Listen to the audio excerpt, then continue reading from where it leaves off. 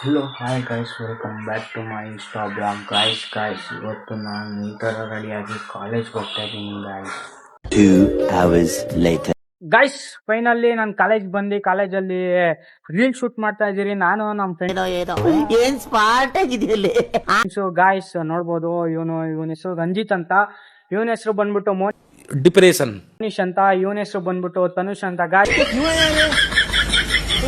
Total 4 ಜನ ಸೇರಿ ನಾವು ಒಂದು ರೀಲ್ ಮಾಡಿದಿರಿ. ಪ್ಲೀಸ್ ಲೈಕ್ ಮಾಡಿ, ಶೇರ್ ಮಾಡಿ, ಹಾಗೆ ಕಮೆಂಟ್ ಮಾಡಿ ಗಾಯ್ಸ್. ಪ್ಲೀಸ್ ಇನ್ನ ಯಾರು ಫಾಲೋ ಮಾಡಿಲ್ಲ ಪ್ಲೀಸ್ ಫಾಲೋ ಮಾಡಿ. ಫೈನಲಿ ಗಾಯ್ಸ್ ಮನೆಗೆ ಬಂದು ನಾನು ಈ ತರ ರೆಡಿ ಆದೆ.